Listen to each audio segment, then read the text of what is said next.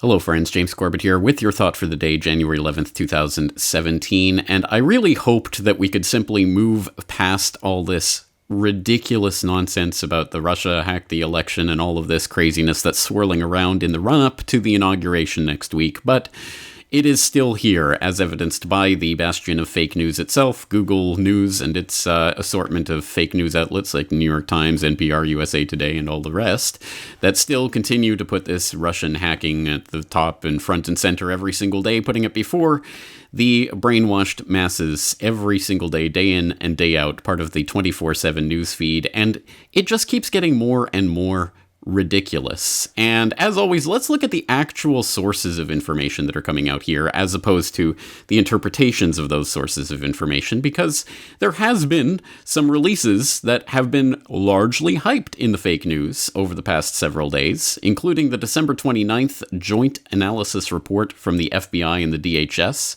which seemed, again, like another authoritative nail in the coffin of this whole election scam. Clearly, it was the Russians hacking, because look at this joint analysis report, which is talking about Grizzly Step, Russian malicious cyber activity. And again, it looks authoritative. It looks very impressive if all you do is glance at it briefly or read a headline about it. But if you actually look at the report itself, well, it starts with a standard boilerplate disclaimer, or so they say for these joint analysis reports. This report is provided as is for informational purposes only. The DHS does not provide any warranties of any kind regarding any information contained within. Well, I'll take that to the bank.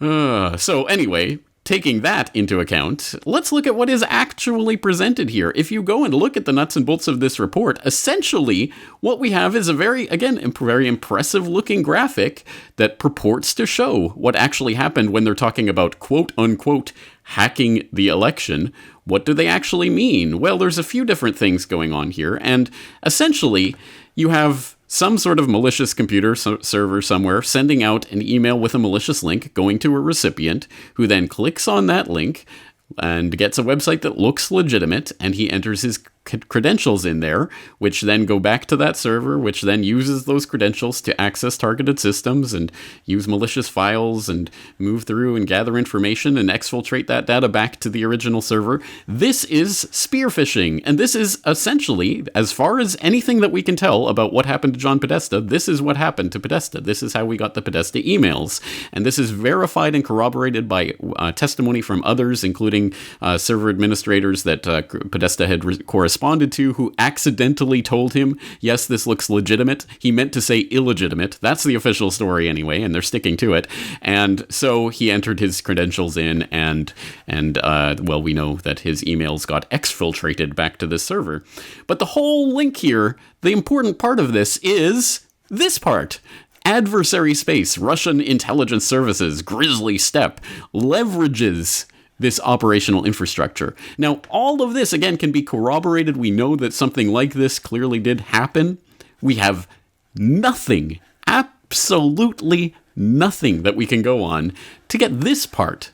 All we are getting is this nice graphic that shows it's these damn Russians in their hoodies sitting there on their laptops that are doing all of this behind the scenes. But this number one is kind of the most important part in all of this. And again, there is absolutely no data provided here. We do have a list of different names, alternate names for these Russian military and civilian intelligence services that apparently these teams go by. But again, this is literally just a list of code names that could have been made up by anyone at any time.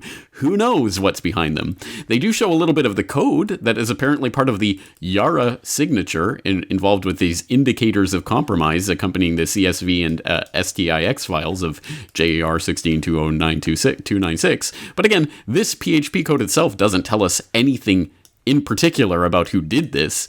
And as always with these types of things, even if there are indicators of things that we have in the past attributed to Russian intelligence, well, of course, if you're going to try to fake something to make it look like Russian intelligence, you would just insert the same or similar code or use similar types of programs. So again, this attribution all relies on essentially this image that just asks you to believe this is Russians in hoodies sitting on laptops. And then the rest of the report itself is just about what to do to try to mitigate this and don't let your servers get compromised. So again, absolutely not a shred of anything resembling evidence in this report if you actually read it. But of course, they're expecting you not to actually read it. Look at the Office of the Director of National Intelligence just released their declassified version of their intelligence community assessment of Russian activities and intentions in recent U.S. elections back on January 6th, and I have no doubt that you have seen many a news story about this release of this exceptionally important report.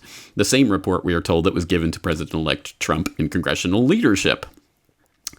And President Obama. Well, wow, this is an authoritative report. It represents the combined and collective assessment of the intelligence community, all 17 bajillion different alphabet soups out there, and this is their combined wisdom all in this wonderful report. Wow, look at it. It's so authoritative. And again, it's a report that, again, it's designed for the headlines that will be generated from this in the fake news media, but if you do click on it and just glance through it, it looks fairly authoritative. Look, it has fancy graphics and, the Director of National Intelligence and the Intelligence Community Assessment, and it has this fancy globe graphic and the always frustrating and annoying "this page intentionally left blank" that you always see on these government documents. But there you go. And if you just glance through it, it looks like a lot of information. And again, there's some fancy graphics and things to show that they've actually collected something in the realm of data in here. Like, for example, about the reach of RT as opposed to, say, the fake news like BBC and CNN and Al Jazeera. So it is interesting that some of the data that they collect there. But again, the more you actually read through this, the less impressive it actually is, because once again, there is really no data whatsoever proving anything here. Now, of course, that's intentional because the intelligence community rarely can publicly reveal the full extent of its knowledge or the precise basis for its assessments, as the release of such information would reveal sensitive sources or methods and imperil the ability to collect critical and foreign intelligence in the future. Sources and methods, sources and methods, sources and methods. This is the eternal refrain of the intelligence community when they want to baffle you with BS. So it is no surprise that they include absolutely not a shred of evidence of anything in here. They just talk about the overall influence campaign that, again, they assert came directly from Putin, but again, absolutely not a shred of evidence of that. But fair enough. They're talking about the ways that outlets like RT have clearly been out there to try to undermine American democracy. Well, the strange thing is in the appendix, the Annex A, where they talk about, for example, RT, they talk specifically about 2012, in the run-up to the 2012 election, and all of the analysis is centered on 2012. So they're talking about Breaking the Set and Truth Seeker, two shows that specifically do not air on RT anymore, and have not aired in the last year at least, so had absolutely no effect on this current election. So for some reason, they're honing in on things from 5 years ago. But anyway, and they're honing in on such unbelievable propaganda as, in an effort to highlight the alleged lack of democracy in the United States, RT broadcast hosted and advertised third-party candidate debates. Shock, horror, and ran reporting supportive of the political agenda of these candidates. Oh my God! The RT hosts asserted that the U.S. two-party system does not represent the views of at least one-third of the population and is a sham. Well, my regular audience does not really need to be told that that is, in fact, just reporting of basic and verifiable and documentable reality. But apparently that, of course, is just beyond the pale. And again, now do not make this into you're supporting RT. No, I am not. They are Russian-controlled, state-run media. Yes, fair enough. And anything they report has to be taken with that giant grain of salt, in the exact same way that everybody constantly says that about, say, the BBC, right? Or NPR or VOA or any of those outlets. And, of course, CNN and those types of outlets are beyond reproach because that's private ownership, so they couldn't possibly be propaganda. I mean, again, it's one finger out, four fingers pointing back when you point your finger at someone. So, yes, I agree, RT is state-run propaganda services, but that does not mean that things like this are incorrect. It is verifiable reality that there are third-party candidates and that the two-party system does not represent what most people believe. Anyway, I do suggest you really do read through this report just so you get a sense of the absolutely zero evidence that they present in it, truly nothing, truly absolutely nothing. It's just, well, look at this, look at that. And it is baffling with BS. But here's a particularly revealing part where they get to Annex B and they get to the estimative language because they want to show you that there's a process behind when they say nearly certain, almost certainly, very likely, roughly even, almost no chance. It's on this scale. Oh, it's a spectrum. Oh, it goes from red to blue. It's so scientific looking. It must be, based on something. Unless you, again, actually read what they are saying. Because the language is almost comical here. When they talk about judgments, where does it say this? Unless otherwise stated, the intelligence judgments are not derived via statistical analysis. Oh, here it is. Judgments are not intended to imply that we have proof that shows something to be a fact. Let me read that again. Judgments are not intended to imply that we have proof that shows something to be a fact. Assessments are based on collected information, which is often incomplete or fragmentary, as well as logic, argumentation, and precedence. Okay, fair enough. That is true. When you do try to put together information, it has to be based on incomplete and fragmentary access to information, so it's logic, argumentation, and precedence. Fair enough. That is a proviso that is necessary to put. But that proviso should be in every single sentence where they are making assessments based on not data, not proof, not evidence, but on, logic shows that it would be in Russian interests to do this. No, that's not the way this is being portrayed in the media, and of course, everyone knows it. Now, again, the more you actually read through what they are actually saying, the more you see that this is a ridiculous... It's not even a tissue of lies. It's just a tissue of statements that aren't even supported by... They don't even pretend are supported by evidence.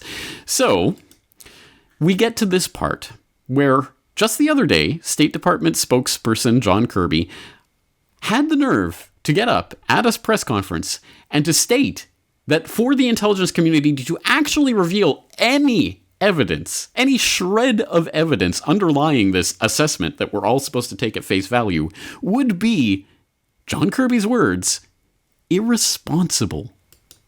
It would have been irresponsible for them to have provided, to reveal that sort of information. And we rely on them, as we should, to make that determination for themselves in terms of what information was appropriate to put out publicly. So again, providing evidence would be irresponsible, and we rely on the intelligence community, as we should, to police themselves about what evidence they can or cannot give out to the public. Us mere peons who have to take their pronouncements as facts, despite logic, argumentation, and evidence, as they put it in that report, showing that the intelligence community should not be relied on. It was with high degree of confidence that the intelligence community said Iraq had weapons of mass destruction, which led to a disastrous war based on that false assessment. Do you think the public does not deserve to see the evidence in the case of Russia?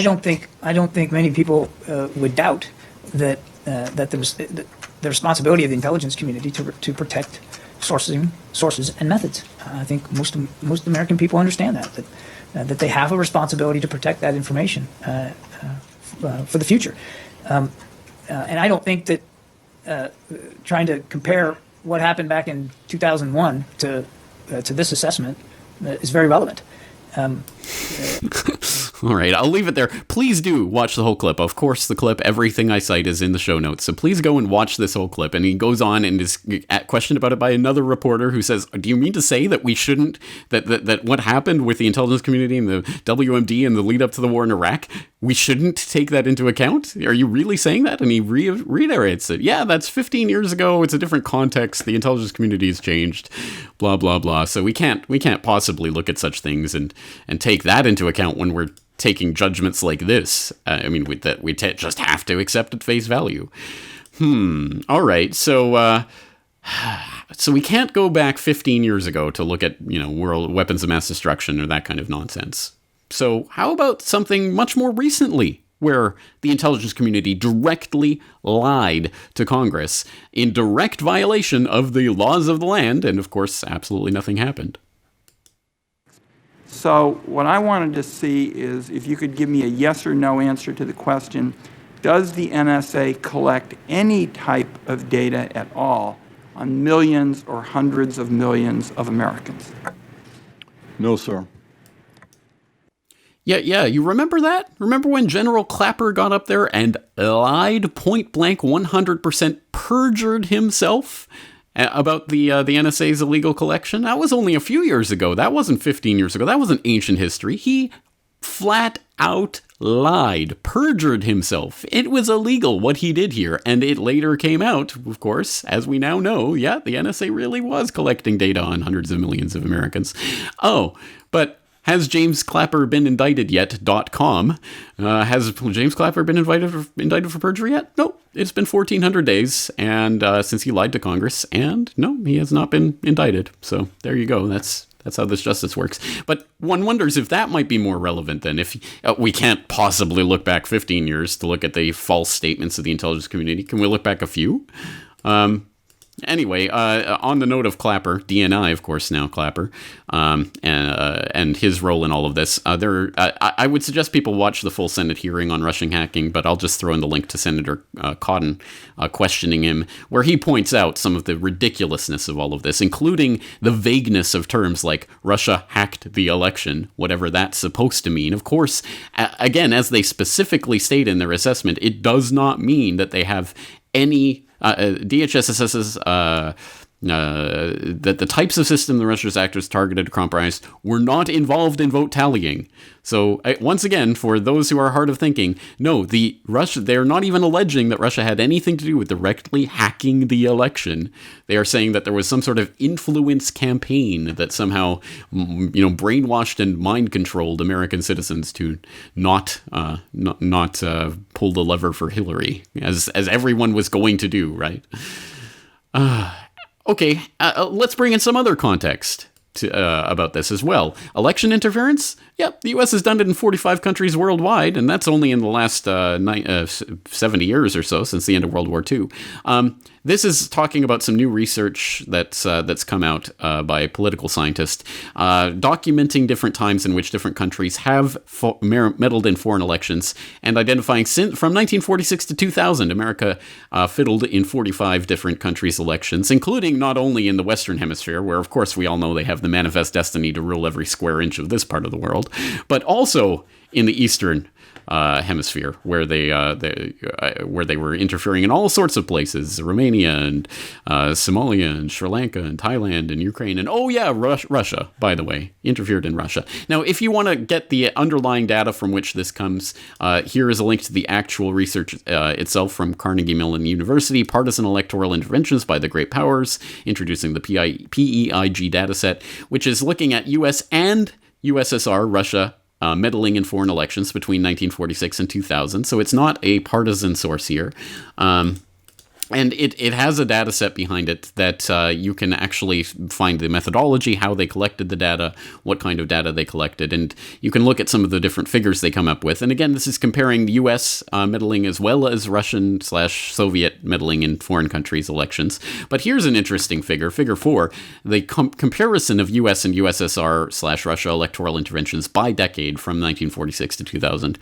And in every single part of this graph, except here in the 70s, so there's a little bit of a dip here where Russia actually was more active in meddling in foreign elections, but the U.S. in every single other part of this terrain was much more influential, much more meddling in foreign countries. So yes, the U.S. constantly meddles in other elections, and now here we have this hysteria over Russia's meddling. Again, none of this is a defense of Russia or the Russian government or any of the actions of the Russian government or RT or Sputnik or any of these different players that are being indicated here. But it is just an absolute mind-boggling thing to watch people on the left side of the spectrum who have spent decades, if not their entire existence, railing against the intelligence community, now saying, why aren't people taking the intelligence community more seriously, guys? We've got to believe them. It is not fundamentally surprising, but it is still an amazing thing to behold, to watch people really and truly contort themselves into whatever position is necessary to fit the square peg in the round hole in order to maintain their beliefs. Cognitive bias is a hell of a drug. So, probably the best way to confront this is not to, well, I mean, actually, yes, go and read these documents, but I know no one's actually going to go and actually read the documents for themselves. So, the best way to confront it is to simply put it in plain English. They are trying to tell you that the Russians tried to rig the election by exposing how the DNC tried to rig the election. That is the fundamental ludicrous scenario that that's being force-fed to us in the 24/7 news cycle right now. And again, I really, truly hope that this is gone in a couple of weeks and this is yesterday's news, but they are clearly trying to make this into something more, and they are going to use this to make DHS to ultimately take national federal control over the elections, and that's where this is heading. And, it's just more of the old never-ending selection circus that will keep people constantly focused on the powers that shouldn't be and what's happening in Washington, D.C., as opposed to things that they can actually do in their own life. So let's get rid of this whole sham. The whole sham. The whole process itself is just 100% ridiculous, ludicrous, and it boils down to ludicrous nonsense. All of the show notes, all of the things that I've talked about today will be in the show notes. I'll direct you there, as always. James Corbett, CorbettReport.com.